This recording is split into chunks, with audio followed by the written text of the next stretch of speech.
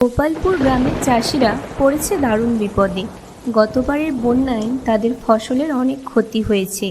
কাজের মহাজনের থেকে তারা কিছুদিনের জন্য টাকা ধার নিয়েছিল, কিন্তু লোভী মহাজন ও তার চেলার ষড়যন্ত্রে তাদের সেই ধার আর কিছুতেই শোধ হয় না। সেই গ্রামেরই বাসিন্দা হারাধন।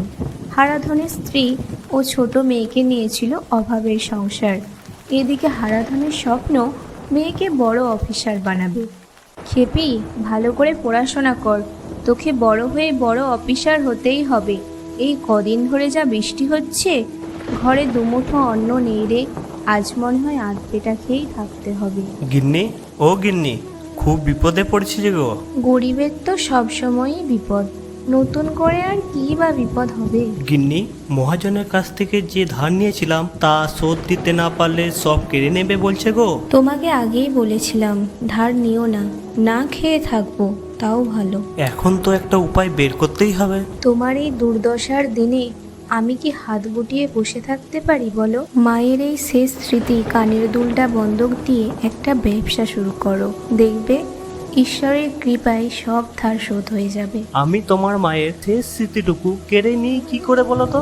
অত সংকোচ না করে আমি যেটা বলছি শোনো। বাক্স থেকে সোনার কানের দুলটা বের করে সেগুলার দোকানে বন্ধক দিয়ে এসো। পরে টাকা হলে না হয় গয়নাটা ফিরিয়ে এনো। ঠিক আছে গিন্নি, তাই হবে। হারাধন গয়না বিক্রি করতে গেল। গোপালদা, এই কানের দুলটা আমি কিছু দিনের জন্য বন্ধ দিতে চাই। এর বিনিময়ে আমাকে কিছু পয়সা দাও। এ আর কত পয়সা হবে? নে 2000 টাকা নে। গিন্নি, ও গিন্নি, কোথায় তুমি? বলো, কি বলছো? এই 2000 টাকা দিয়ে কি ব্যবসা শুরু করা যায় বলো তো? তুমি মাছ ব্যবসা করতে পারো, কারণ এই বর্ষাতে মাছ খুব সস্তায় পাবে গো। কথাটা কিন্তু মন্দ বলনি গিন্নি। বাবা বাবা, তাহলে আজ আমি স্কুলে ভর্তি হতে পারবো তো? হ্যাঁ মা, অবশ্যই পারবি। কি মজা কি মজা, আমি স্কুলে ভর্তি হব। মেয়েটার মনে খুশি দেখেছো? আমি তো তোমাদের হাসি খুশি দেখতে চাই বলো। বাবার একার পক্ষে খুবই কষ্ট হবে, আমিও একটা ছোট্ট ব্যবসা শুরু করব। আচ্ছা, কি ব্যবসা করা যায়? আমিও তো ছোট্ট মানুষ, আমি তাহলে বেলুন ব্যবসা করব। আসছি গো গিন্নি। দুগ্গা দুগ্গা। মা মা, আমি একটু খেলতে বেরোচ্ছি। সাবধানে যাবি মা, বেশি দেরি করিস না, মেঘের অবস্থা ভালো না। এদিকে নূপুর বেলুন বিক্রি করতে শুরু করে। বেলুন নিয়ে নাও গো, বেলুন নিয়ে নাও, 5 টাকায় 5টা করে নিয়ে নাও নিয়ে নাও। বাহ, আজ তো সব বেলুন বিক্রি হয়ে গেছে। যাই, বাড়িতে গিয়ে এই টাকাগুলো জমিয়ে রাখি, যাতে বাবার কিছু কাজে আসে। মাছ নিয়ে যাও গো, মাছ, টাটকা তাজা মাছ, 200 টাকা কেজি করে নিয়ে যাও নিয়ে যাও। প্রথম দিন হারাধনের সব মাছ বিক্রি হয়ে গেল। তা দেখে তার প্রতিবেশী বিশু ভাবলো, তবে রে, তুই ব্যবসা করবি ভাবছিস? তোর ব্যবসা আমি লাটে উঠাবই। গিন্নি গো, এই নাও, বাজার করে নিয়ে এসেছি গরম ভাত আর একটু মাছের ঝোল করো দেখি। ভগবান মুখ তুলে তাকিয়েছে গো, সব ভালো হবে। মা মা, আজ মাছের ঝোল দিয়ে ভাত খাবো, কি মজা হবে বলো মা? হ্যাঁ রে মা, আজ পেট ভরে ভাত খাবি। কতদিন তোর মুখে কিছু ভালো মন্দ পড়ে না। বাহ মা, কি সুন্দর রান্না করেছো। তাই খেয়ে নে মা। গিন্নি গো, চিন্তায় আমার ঘুম আসছে না।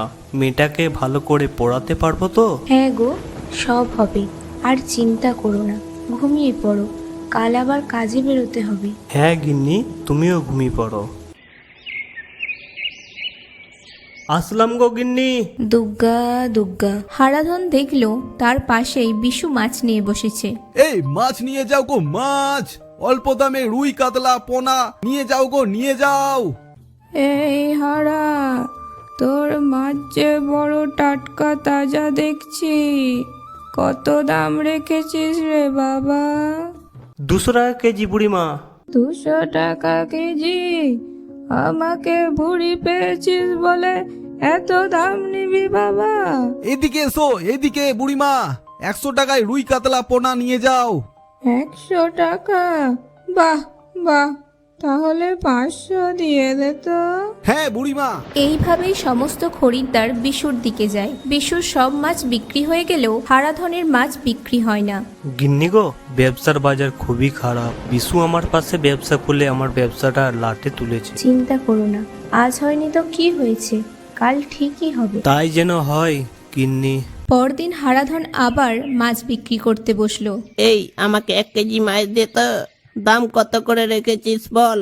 200 টাকা কেজি রে মদন। মদন দা, নিয়ে যাও 100 টাকায় কাতলা দেবো, কাতলা। হাফ দাম তো, তাহলে দিয়ে দে। এইভাবেই হারাধনের ব্যবসা লাটে উঠে যায়।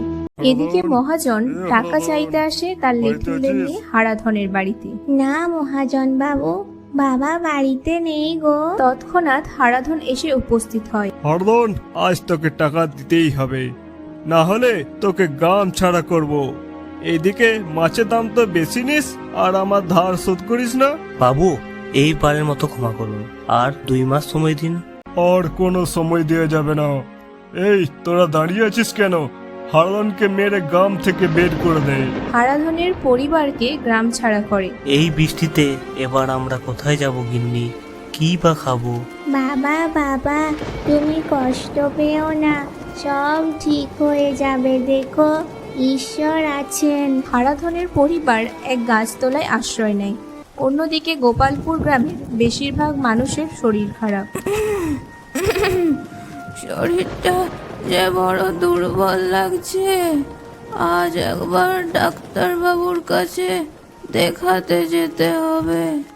দেখুন ডাক্তারবাবু, কদিন ধরেই আমার শরীরটা খুব খারাপ। এইসব বিষক্রিয়ার কারণে হচ্ছে। পচা মাছ দীর্ঘদিন খাওয়ার ফলে এই অসুখ। ভিড় বাড়তে থাকে। এসব কথা মহাজনের কানে যায়। মহাজন বাবু, ও মহাজন বাবু, বিশু সবাইকে পচা মাছ খাইয়ে মেরে ফেলছে।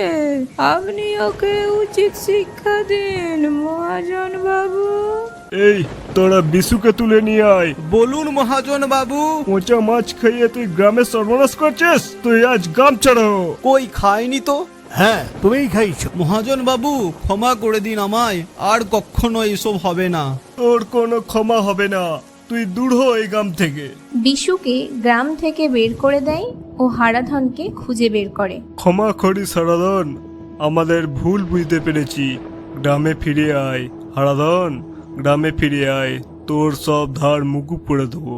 এইভাবেই হারাধন গ্রামে ফিরে সুন্দরভাবে ব্যবসা করে তার মেয়েকে উচ্চ শিক্ষায় শিক্ষিত করে সুখে শান্তিতে বসবাস করতে লাগলো।